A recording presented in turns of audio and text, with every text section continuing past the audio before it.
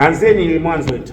Nimezungumzia wote na sio viongozi wa mpira, hata wa siasa, na nikasema na mimi kwa sababu ni sehemu ya viongozi, tusijione miungu watu. Challenge yetu kubwa yetu sisi, baadhi ya viongozi wetu sisi, tunadhani, narudia, kuwa kiongozi wewe ni alfa na omega. Tunadhani kwamba sisi ni malaika, tunadhani kwamba hatukosei. Sikusema, sikuwa specific kwamba fulani na fulani, wote viongozi wa club zote, viongozi wa TFF. Kwani mimi silifungiwa na viongozi wa TFF? Walinifungiana? Ni basi tu, ni kwa sababu watakukosolewa, watakuambiwa. Ni dhana. Hata viongozi wa kisiasa, Mama Samia kila siku anaimba huo wimbo kwamba kuwa kiongozi hakukufanyi wewe kujua kila kitu.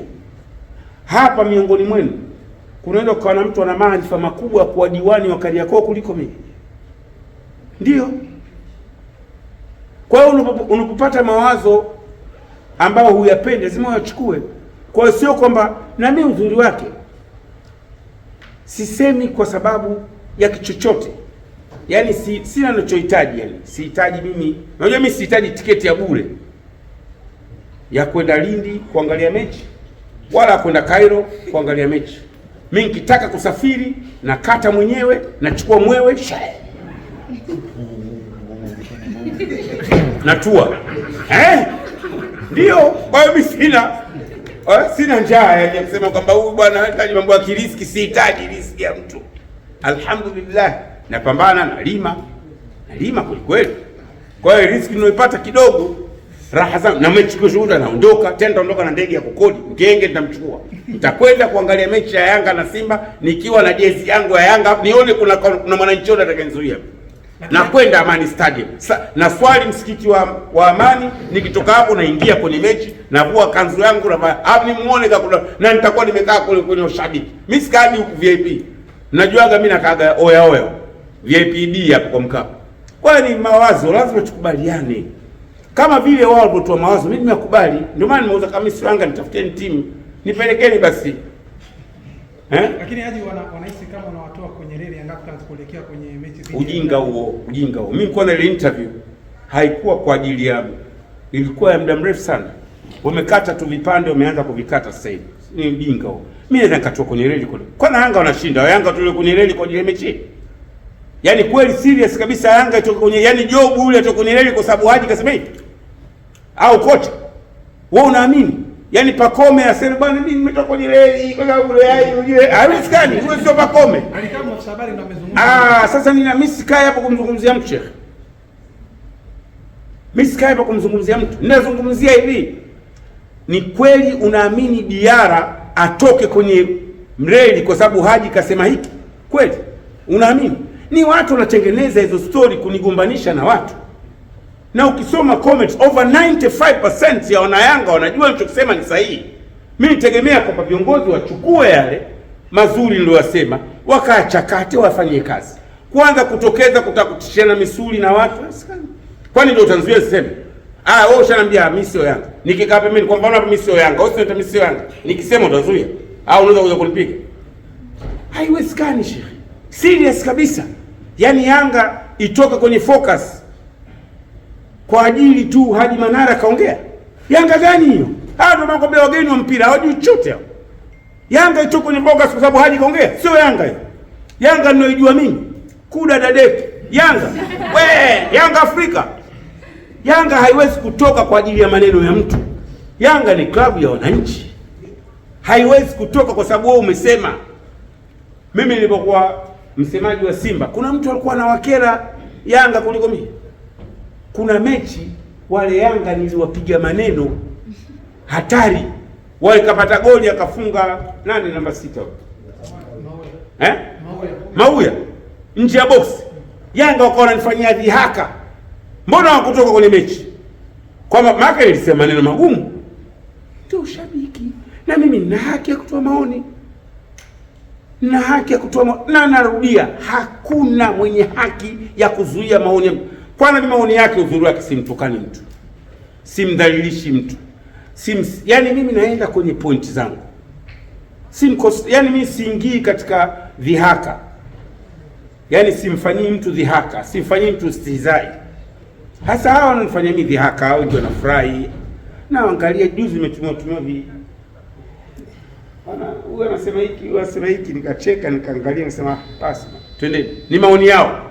Kama vile ambavyo wao hawana haki ya kuzuia maoni yangu, pia ni maoni yao, no matter what. Neno lako kuhusu Simba kwa katiba mpya serikali kwa kabidhi Simba, sababu tumeona Simba walikuwa kama wanavuruga pakati makundi nini, lakini juzi serikali kupitia waziri mwenye dhamana. Unajua challenge ya Simba nikisema hapa, nyie mnaenda kuandika sinadibwa, naombeni mweke na lile swali. Yaani wewe uweke swali, usiweke tu majibu yangu. Ukiweka majibu yangu, mara nyingi wanasema huyu kuto kutuzungumzia. Mimi siwezi kuzungumza, mimi mwananchi, lakini nina haki ya kuizungumza kwa sababu ni klabu iliyoko nchini kwetu. Nimefurahi waziri kutaka ile jambo mchakato uende haraka, na kama mwana michezo ni jambo jema, lakini unajua challenge kubwa ya Simba, kuna mtu aliwahi kuwa pale madarakani katika nafasi kubwa tu tofauti. Mimi kwa uzoefu wangu, sababu nimekaa hapa, nimeishi pale miaka 6-7 nadhani, na pale ndo nilipotengeneza jina langu na nikaanza kutengeneza taasisi. Unajua mimi baadaye nikaifanya nafasi ya usemaji, sio msemaji tu, usemaji ukawa ni institution. Yaani ule usemaji baadaye ikawa ni taasisi inayojitegemea, nikaifanya mimi, ndo nimefanya. Na ndio maana baada ya mimi press yangu ya Crown juzi, nchi nzima inazungumzia topic moja tu, kwa sababu kuna mwanamume kasema kuna mwanamume kasema. Yaani pamoja na kwamba nimekaa muda mrefu sijazungumza, nimesema maneno machache tu, lakini tayari nchi nzima kila mmoja atafuta pa kutokea kwa ajili yangu mimi.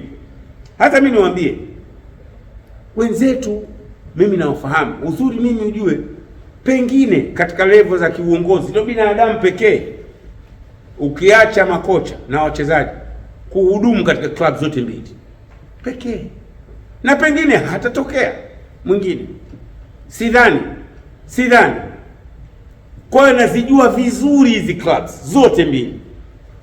Challenge kubwa ya ndugu zangu ni kwamba wakati mwingine tunamtupia lawama Mohamed, tunamtupia lawama si nani pale. Kuna mtu pale ndio anawaharibu, na mabadiliko haya ya katiba ambao anakwenda kuwasimamia yatamfichua mwenyewe huyo mtu. Mohamed tunamlaumu tu. Unajua Mohamed tofauti yake na Ghalib ni moja. Ghalib sio mzungumzaji, neno lake ni moja tu, Yanga bingwa. Mohamed kidogo msemaji. Kwa ile kusema, na sisi wana Yanga hapo ndo tunapata nafasi ya, lakini wote wawili mimi nimekaa nao pamoja, kwa maana kuna wakati kukozana kwa maana ya kutoka Simba kwenda Yanga na Mohamed, lakini jamaa very gentleman, na alitiwa yule maneno aji hivi. Maskini ya Mungu, unajua matajiri wale kila siku ajiwe. Alikuwa na mapenzi makubwa na mimi, najua ni kama alionayo mpaka leo. Ghalib, wewe hata utasema, wewe utazungumza, atawasikiliza, lakini anajua mimi moyo wangu uko vipi, anajua dhamira yangu, na yani Ghalib anajua hata rais anajua Haji ili jambo anamaanisha nini. Wanajitahidi tukulete, lakini hawezi. Basi na Musa bahati mbaya akajazwa maskini ya Mungu, akaingia katika mfumo. Ndio mimi kisa cha kuondoka.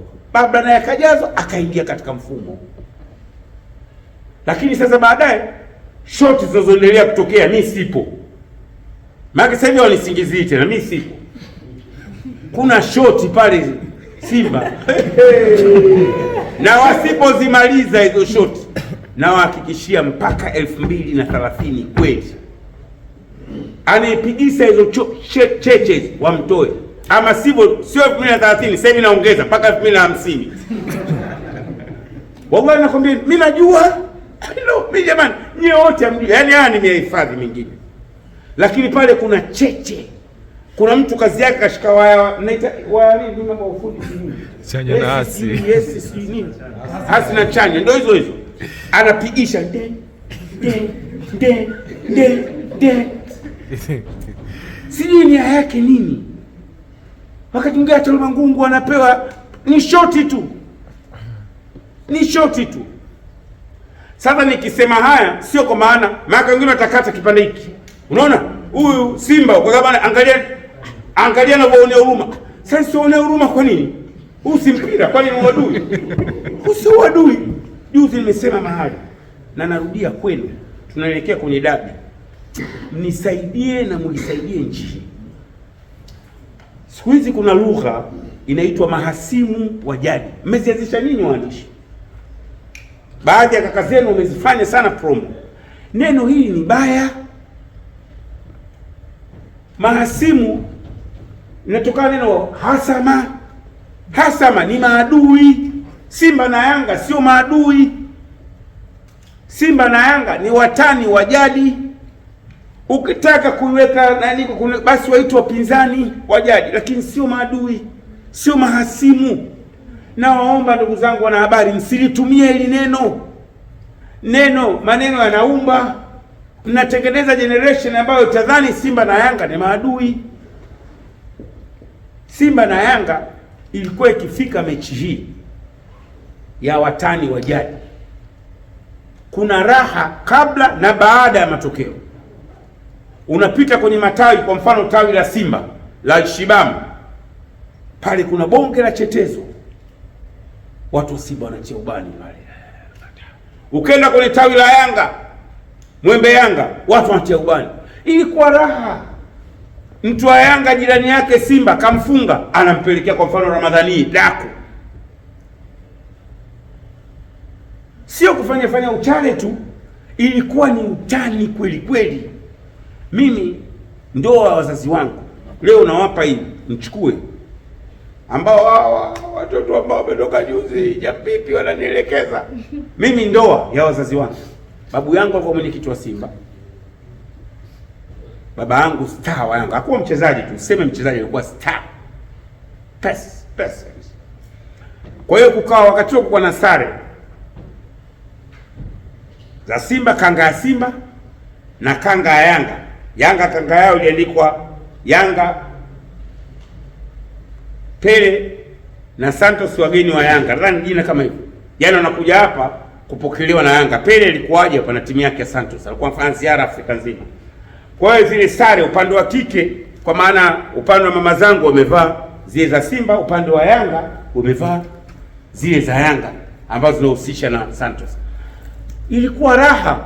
Sisi hatukuwa tumezaliwa wakati, lakini wanasema ile harusi ilikuwa na msisimko wa Uyanga na Usimba.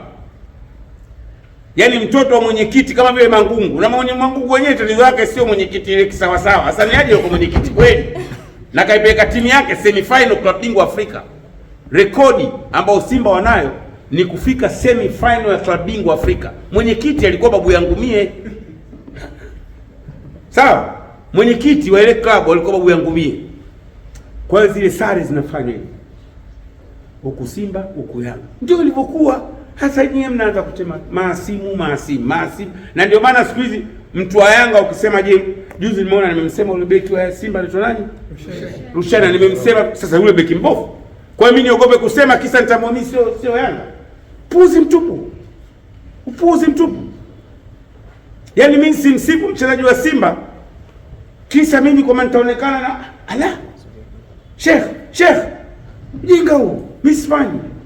Beki nimemwona mzuri, alafu jina lake linafanana na aliyekuwa mke wangu. Kuna shida gani? Mzuri wa uwanjani, tackling, kijana handsome boy, nimemsifu. Hivi mimi kuna mtu anajua kusifia wachezaji kunzidimie nchi? Au kumsifu hata kiongozi kunzidimie? Nani ananiweza? Mimi nikiamua kukupamba hivi. Unajua ule Kagere, kuna wakati watu walikuwa wanadhani Kagere ni zaidi ya Cristiano Ronaldo. Watu walikuwa nje huko, sasa kwenda sajili na Barcelona, kuna mpamba mpaka unampeleka kwenye kilele cha mafanikio. Siku moja nilimzungumza yule Dickson Job. Mpaka kuna ndugu yangu kama kaka, hebu punguza. Unamfanya mchezaji, na ndio kazi tunayotakiwa kufanya sisi. Nilitegemea maafisa habari wa klabu zote mbili wa hype image, wawape nguvu wachezaji wao, sio kujibizana na mimi tena. Yaani sasa hivi ndio kipindi chao. Mimi ikifika mechi kama hizi naumwa. Nilipokuwa Simba nilipokuwa naumwa, natangaza mechi tu. Mtu hata kama ulikuwa una hamu ya kuja unakuja. Jinsi nilivyopamba ile mechi. Kama nilizana na mtu kama Haji, hii mi God katika mambo haya.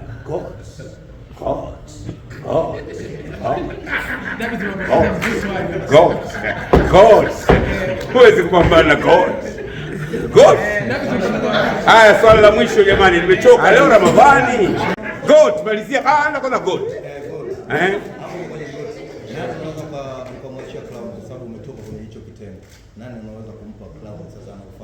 Wote wanafanya vizuri. Challenges ndogo ndogo zipo, lakini wote wanafanya vizuri sana. Ahmed anafanya vizuri, Hashim anafanya vizuri, nani yule Kamu, wote. Mimi sio mtu aina ya watu ambao wa kuponda ponda watu bwana. Hata kama mimi ni God, lakini lazima useme hawa wanafanya vizuri. Kweli mimi ni God, lakini hawa waliopo wanafanya vizuri na lazima tuwaunge mkono. Ahmed anafanya vizuri sana, na kaja na staili yake. Uchale kidogo, lakini mambo yanaenda. Huyu mwingine naye kaja na staili yake. Wote wanafanya vizuri. Wote wanafanya vizuri, na nyinyi waandishi waungeni mkono.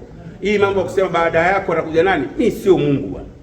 Lazima mimi kuna wakati kwa lazima niondoke. Ije generation nyingine ifanye kazi. Muhimu heshima God. Yaani kama uwezi kwa wewe, unajua lazima uheshimu, kuna kazi tumeifanya.